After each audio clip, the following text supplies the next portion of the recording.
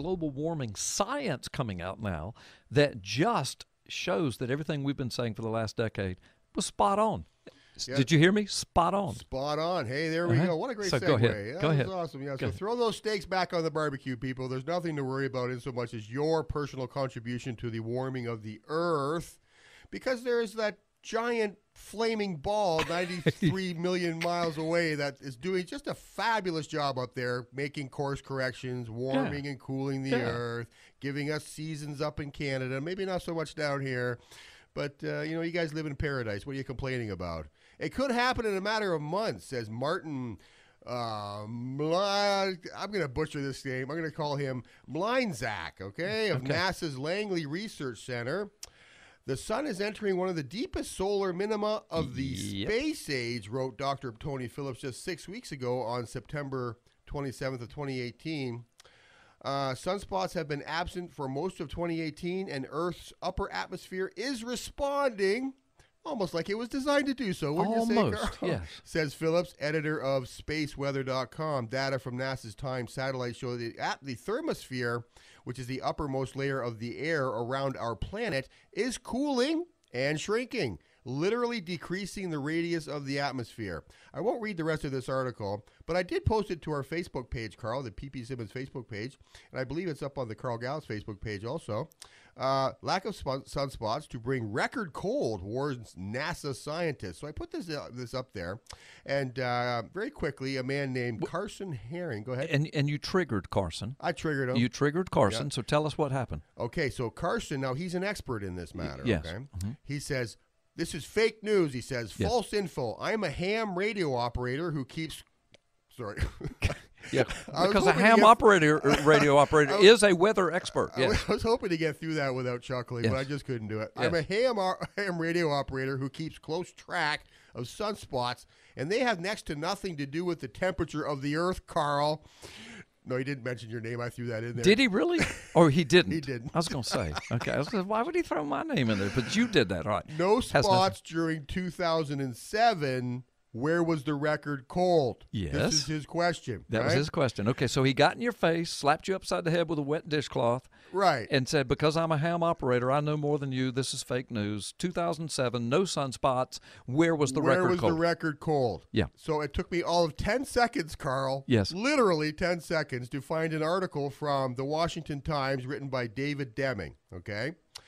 No record cold in 2007? Yeah. I mean, I remember 2007. I don't remember the weather. My memory is like a steel spaghetti strainer. I don't remember what the weather was in specific years. But David Deming, he wrote an article, thank God.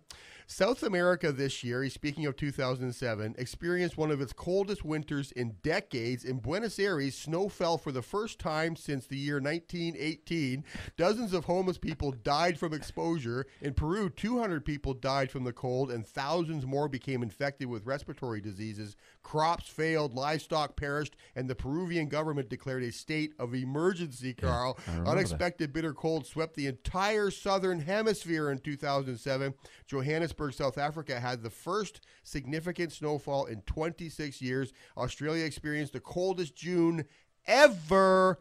In northeastern Australia, the city of Townsville underwent the longest period of continuously cold weather since 1941. In New Zealand, the weather turned so cold that it destroyed vineyards, Carl. And then it goes on with the numbers as far as the catastrophic effect on people's pocketbooks in the year 2007. It got really cold. Yeah, so you just politicians were walking around with their hands in their own pockets. You just kind of face That's how palmed cold it got. Carson, bless his heart.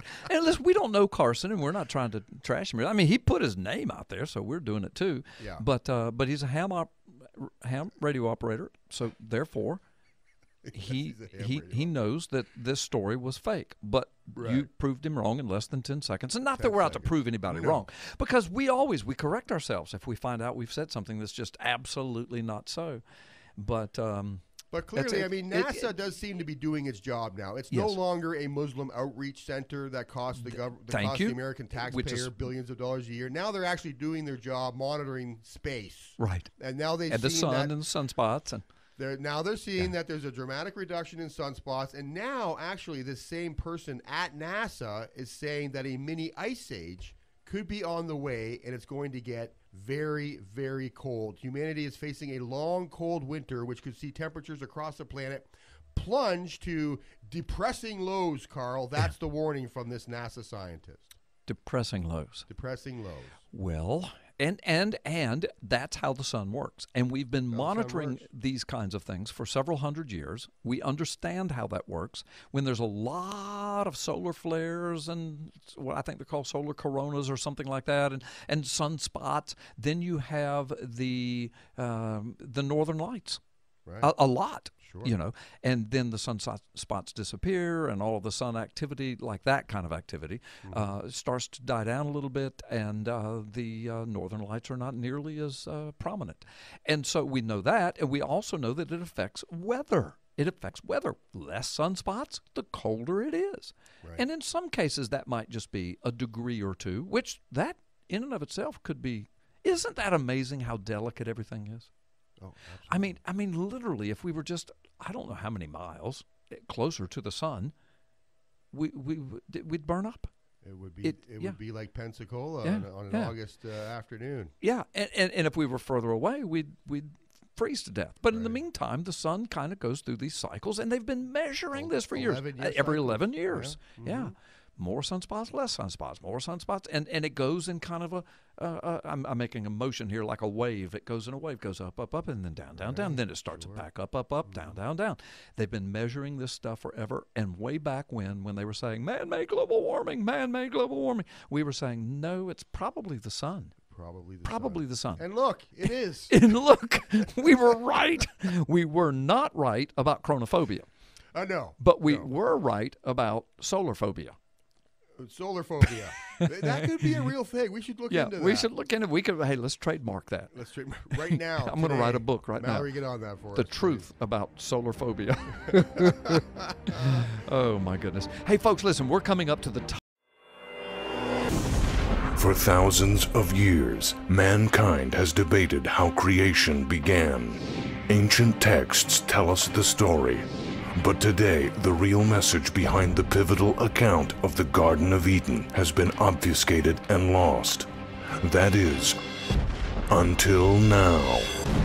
World-renowned author Carl Gallups digs up the hidden truths from the book of Genesis to finally give back the knowledge that was lost to the world. Find out what really happened in the Garden of Eden, what Jesus taught about Eden on the cross, and how the conflict between Jesus and the gods of antiquity is about to erupt on planet Earth, fulfilling biblical prophecy. In the new book, Gods of Ground Zero, this explains everything.